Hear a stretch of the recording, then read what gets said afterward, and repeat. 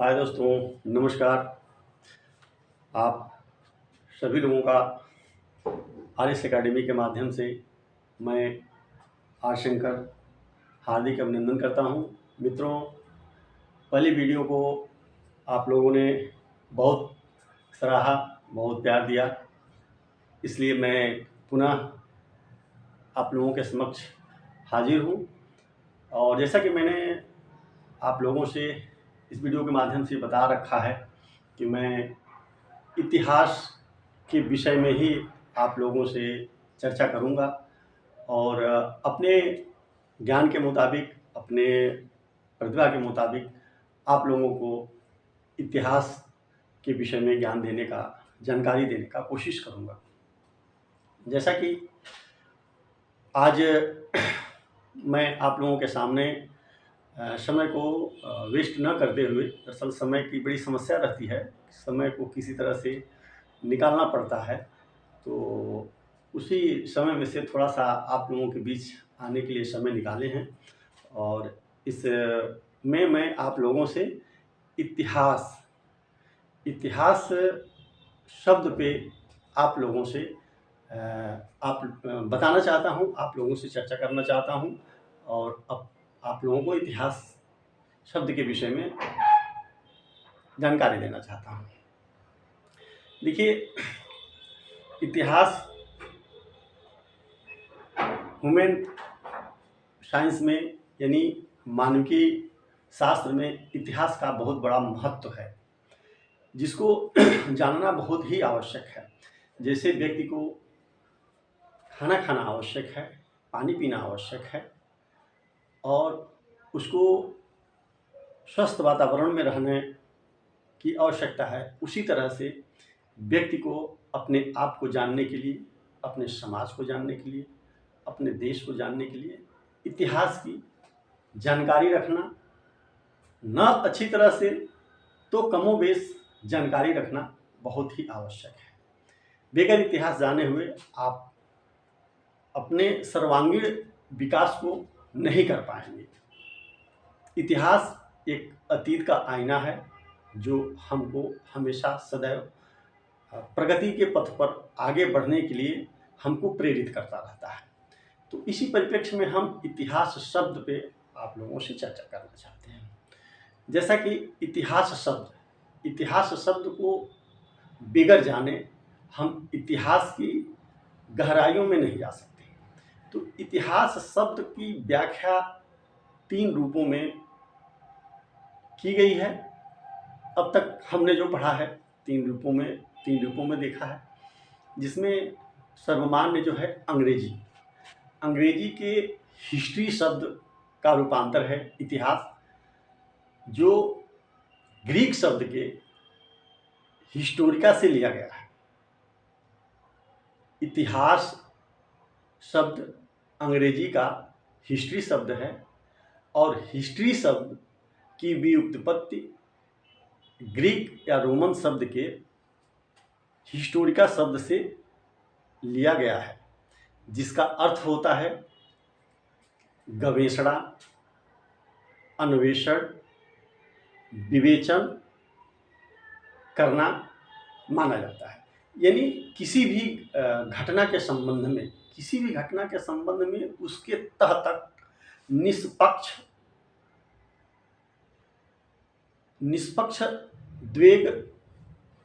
द्वेष रहित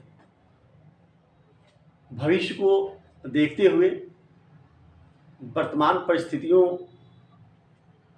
को देखते हुए जो इतिहास शब्द की सही मायने में व्याख्या, गवेषणा और विवेचन किया जाता है, वो हिस्टोरिका शब्द के मायने में लिया जाता है। अब रही बात कि हिस्ट्री शब्द किसने प्रयोग किया, हिस्ट्री शब्द आई कहाँ से, तो दोस्तों एक रोमन भूगोलवेत्ता हेरोडोटस थे, उनके द्वारा हिस्ट्री शब्द का सर्वप्रथम प्रयोग किया गया। इसी कारण उनको इतिहास का प्रवर्तक या जनक माना जाता है। हेरोडोटस को इतिहास का पिता माना जाता है। हेरोडोटस का जन्म 494 ईसा पूर्व फारस साम्राज्य के रोम में हुआ था। यह मूलतः एक भूगोलवेत्ता थे और खोजी मनोरंजन या यूँ कह लीजिए पत्रकारिता के रूप में अपना लेखन करते थे। इनका मूल रूप से लेखन करने का उद्देश्य मनोरंजन और रोचक तथ्यों को संकलित करना था। उस परिप्रेक्ष्य में इन्होंने इतिहास को लिखा। इनकी पुस्तक का नाम हिस्टोरिका है। हिस्ट्री भी कहा जाता है, द हिस्टोरिका भी कहा जाता है।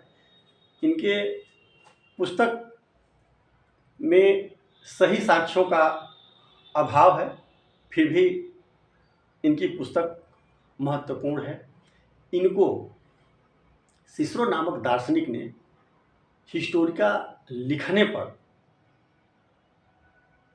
हेरोडोटस को इतिहास की पिता की संज्ञा दी गई।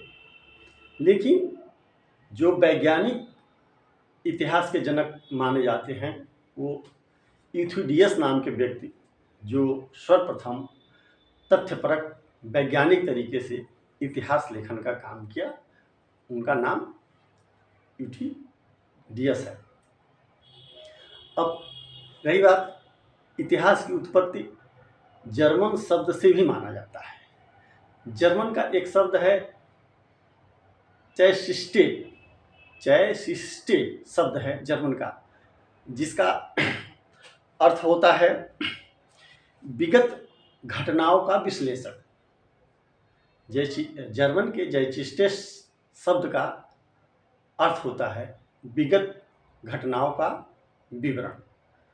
तो इस परिप्रेक्ष्य में जर्मन शब्द से भी इतिहास की व्युत्पत्ति मानी जाती है। एक जो हिंदी में इतिहास शब्द की उत्पत्ति मानी जाती है हिंदी में, तो इतिहास में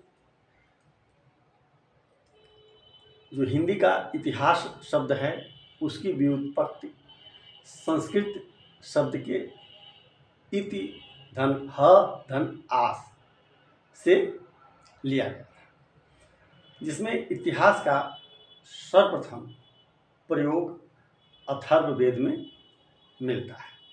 इतिहास के लिए अथर्ववेद में इतिहास शब्द के स्थान पे गाथा और पुराण और मीमांसी शब्द मिलता है, जो इतिहास के परिप्रेक्ष्य में इसका प्रयोग जो है किया गया है। संस्कृत शब्द में इति का अर्थ होता है ऐसा ही, हा का अर्थ होता है निश्चित रूप से, और आस का अर्थ होता है था। अर्थात निश्चित रूप से ऐसा ही हुआ था।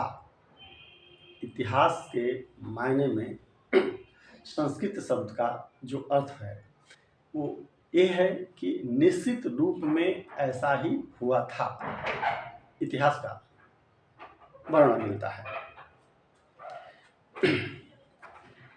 इतिहास को छंदयोग उपनिषद में इतिहास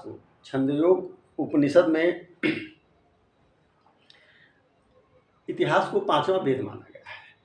छंदोयोग उपनिषद में इतिहास को पांचवा वेद माना गया है। वहीं पर शतपथ ब्राह्मण में इतिहास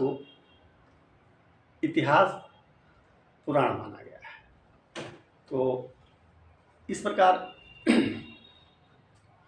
इतिहास शब्द जो है इन अपने रूपों में एक विशिष्ट स्थान जो है रखता है।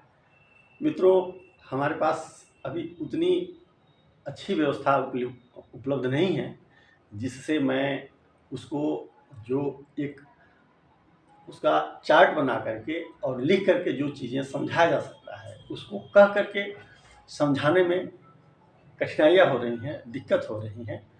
आप लोगों के सहयोग से धीरे धीरे मैं इन चीज़ों को सॉल्व करने का प्रयास करूँगा और धीरे धीरे आप लोगों के सामने जो छोटी-छोटी चीज़ें हैं उस चीज़ को ले करके आएँगे। और आज इतिहास शब्द के विषय में चर्चा की। कल इतिहास मनुष्य के जीवन में क्या स्थान रखता है, इतिहास को पढ़ना क्यों आवश्यक है, इस विषय पर जो है चर्चा करेंगे। यदि समय मिला तो इससे आगे भी आप लोगों से चर्चा करेंगे। धीरे धीरे हमारा आप लोग सहयोग करिए, मेरा हौसला अफजाई करिए। मैं आप लोगों को ये कोशिश करूँगा कि धीरे धीरे आप लोगों के इच्छाओं के अनुसार, आप लोगों के कमेंट के अनुसार मैं हस्तलिखित नोट्स भी उपलब्ध कराएंगे। और जो चीज़ें मैं आप लोगों को बताने का प्रयास कर रहा हूँ वो खास करके एनसीईआरटी की बुक और इग्नू के नोट्स पर आधारित हैं। इसके साथ साथ कुछ जो गुरुजनों द्वारा बताई गई किताबें थी, जब स्टूडेंट लाइफ में थे तो उस समय जो है जो गुरुजनों द्वारा बताई गई किताब थी, जैसे एंशिएंट हिस्ट्री के लिए केसी श्रीवास्तव सर की बुक है, रोमिला थापर सर की बुक है। उसी तरह से जो है आर एस शर्मा की मध्यकाल के लिए बुक बताई गई थी और आधुनिक के लिए बिपिन चंद्रा और सुमित सरकार की किताबें बताई गई थी। अपने समय में से थोड़ा समय निकाल करके उन किताबों का मैं अध्ययन करता हूँ और उसी में से जो है मैं आप लोगों को ज्ञान बांटने का काम कर रहा हूँ। इसलिए दोस्तों, अभी जो है पूर्णतः मैं आप लोगों के उम्मीदों के अनुसार मैं नहीं खरा उतर पा रहा हूँ, इस चीज़ का मुझे एहसास हो रहा है। लेकिन मैं आप लोगों को भरोसा देता हूँ कि बहुत जल्द ही मैं इन सारी समस्याओं का समाधान जो है निकालते हुए आप लोगों के लिए अच्छे से अच्छे क्लास लेकर के आप लोगों के सामने जो है उपस्थित होंगे। इसी के साथ आप सभी दोस्तों को जय हिंद, नमस्कार।